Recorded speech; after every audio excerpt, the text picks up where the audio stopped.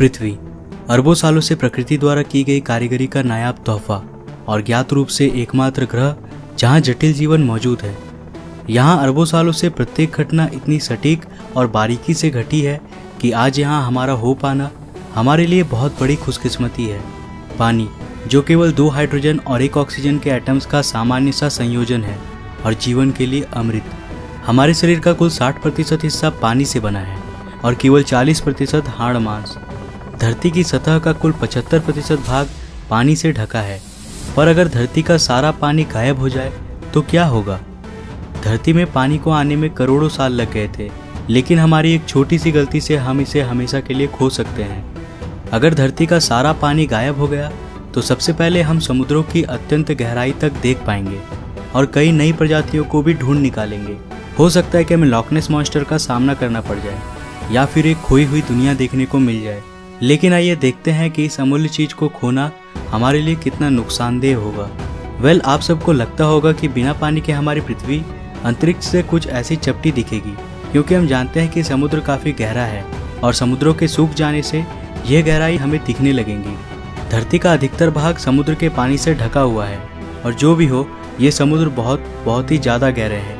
पर अगर हम समुद्र के सबसे गहरे भाग मैरियाना ट्रेंच, जो कि 11 किलोमीटर गहरा है, की तुलना धरती से करें, जिसका डायामीटर करीब 13,000 किलोमीटर है, तब हमें यह मालूम पड़ता है कि यह गहराई तो धरती के आकार के सामने कुछ भी नहीं है। धरती का ये पूरा जीवमंडल, जहाँ सारे समुद्र, पेड़ पौधे और हम सब रहते हैं, ये धरती की तुलना में एक संतरे के छिलके से भी ज़्यादा पतला है। इसका मतलब अगर धरती का सारा पानी गायब भी हो गया तो भी इसके आकार में लगभग कोई फर्क नहीं पड़ेगा। अगर हम धरती का सारा पानी किसी एक जगह इकट्ठा कर सके तो बस ये सारा पानी इतने छोटे से बॉल के आकार में ही आ जाएगा।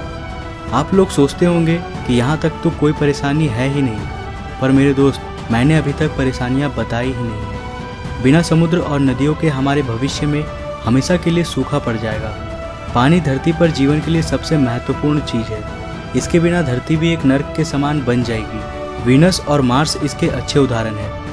वीनस, जो सही मायने में जीता जागता नर्क है, यह हमारे सौरमंडल का सबसे गर्म प्लैनेट है।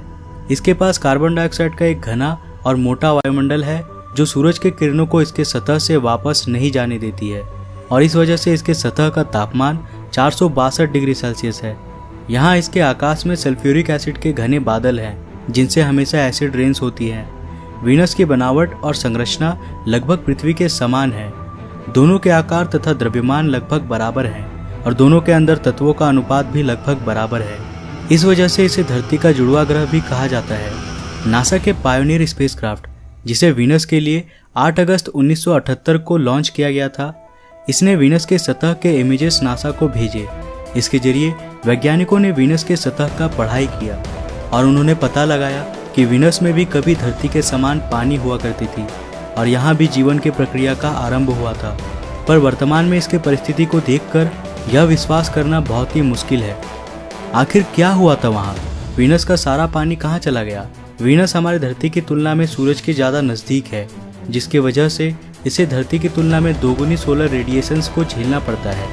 इसी के परिणाम स्वरूप अरबों सालों तक यहाँ धीरे धीरे गर्मी बढ़ती चली गई। सूरज से आने वाले अल्ट्रावायलेट किरणों ने इसके सतह पर मौजूद पानी को हाइड्रोजन और ऑक्सीजन के एटम्स में तोड़ दिया, जिसके बाद यह हाइड्रोजन आउटर स्पेस में चला गया और यहाँ बच गई सिर्फ और सिर्फ ऑक्सीजन। ये ऑक्सीजन कार्बन के साथ जुड़ गई और यहाँ मोटे कार्बन डाइऑक्साइड के वायुमंडल का निर्माण किया। इस वायुमंडल ने सूरज की गर्मी को यहाँ अरबों सालों से जकड़े रखा और आज हम इसके परिस्थिति को देख सकते हैं। साइंटिस्ट इस प्रक्रिया को रनवे ग्रीन हाउस इफेक्ट कहते हैं। आपको ये सुनने में बुरा लगेगा, लेकिन कड़वी सच्चाई यही है कि एक दिन हमारी धरती का भी हश्र कुछ ऐसा ही होने वाला है। अरबों सालों बाद जब सूरज का तपिश बहुत ही ज़्यादा बढ़ जाएगा, तब हमारे ग्रह का तापमान भी अकल्पनीय ढंग से बहुत ही बढ़ जाएगा और इसकी वजह से धरती का सारा पानी भाप बनकर उड़ जाएगा। अगर हम मनुष्य इसी तरह से धरती को लगातार नुकसान पहुंचाते रहे तो ये अरबों सालों की प्रक्रिया और तेज हो सकती है और अगर ऐसा हुआ तो महज कुछ 100 सालों में हमारी धरती खतरे में पड़ जाएगी और फिर हमारी धरती और इसकी जुड़वा बहन वीनस दोनों एक ही जैसे बन जाएंगे। पर मार्स में क्या हुआ था? आखिर ये बंजर कैसे बन गया? मार्स पर ठीक इसका विपरीत हुआ था। आज से कई करोड़ साल पहले इसके सतह पर भी समुद्र तथा नदियां हुआ करती थी, लेकिन आज इसका सतह पूरी तरह से आयरन ऑक्साइड से ढका हुआ है, जो कि लोहे में लगा सामान्य सा जंग होता है। आज हम इसके सतह पर समुद्रों तथा नदियों द्वारा बनाए गए खड्डों को देख सकते हैं, जो केवल बहते हुए पानी द्वारा ही संभव था। और अब भी मार्स के पोल्स पर पानी बर्फ के रूप में जमा हुआ है। अगर हम उस जमे हुए बर्फ को किसी तरह से पिघला दें तो ये मार्स की पूरी सतह को 21 मीटर की मोटी परत में ढक सकती है। लेकिन आज से कई साल पहले वहाँ इससे लगभग 7 गुना ज्यादा पानी हुआ करता था। वैज्ञानिकों के अनुसार मंगल ग्रह की आखिरी नदी आज से करीब 2 लाख साल पहले ही सूखी थी, उस वक्त जब धरती पर हम होमो सेपियंस का जन्म हुआ था। मगर आखिर यहाँ पानी सूखा क्यों? जैसा कि हम जानते हैं कि मार्स का अपना इलेक्ट्रोमैग्नेटिक फील्ड नहीं है, जिस वजह से सूरज से आने वाली सोलर विंड से यह अपने वायुमंडल को नहीं बचा सका। वायुमंडल के क्षति के कारण इसका सरफेस प्रेशर भी धीरे धीरे घट गया और इस वजह से सूरज की गर्मी से यहाँ का अधिकांश जल भाप बनकर सीधे अंतरिक्ष में चला गया। मार्स के सारे ओशियंस अब गायब हो गए थे और बाकी का बचा हुआ पानी या तो इसके जमीन द्वारा सोख लिया गया या फिर उसे भी हाइड्रोजन या ऑक्सीजन के एटम्स में तोड़ दिया गया था। और चूंकि हमारे इस लाल ग्रह का गुरुत्वाकर्षण बल हमारी धरती की तुलना में बहुत ही कम है, इसलिए वायुमंडल के हल्के गैसेस आउटर स्पेस में चले गए। वैज्ञानिक अब भी इसके बारे में रिसर्च कर रहे हैं और यह पता लगाने की कोशिश में लगे हुए हैं कि आखिर इसका सारा पानी कैसे लुप्त हो गया था। हमारी पृथ्वी भी बिना पानी के ऐसे ही बंजर और अनहैबिटेड हो जाएगी। पानी हमारे लिए बहुत ही महत्वपूर्ण है। बिना पानी के ना तो यहाँ पेड़ होते, न डायनासोर्स, न मैमल्स और ना ही हम।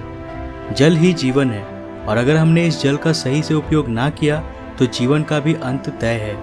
तो आज के लिए बस इतना ही। अगर आपको ये वीडियो पसंद आया तो इसे लाइक करें और नीचे कमेंट्स में मुझे प्रॉमिस करें कि आप भी जल का सही से उपयोग करेंगे और इसे बर्बाद नहीं होने देंगे। साथ ही आप लोगों के लिए एक न्यूज़ है, मैं जा रहा हूँ Mumbai YouTube creator camp attend करने। तो नेक्स्ट एपिसोड थोड़ा लेट हो सकता है, पर मैं वीडियो जल्दी देने की पूरी कोशिश करूँगा। मैं मिलता हूँ फिर से एक और नए एपिसोड के साथ। तब तक के लिए बाय।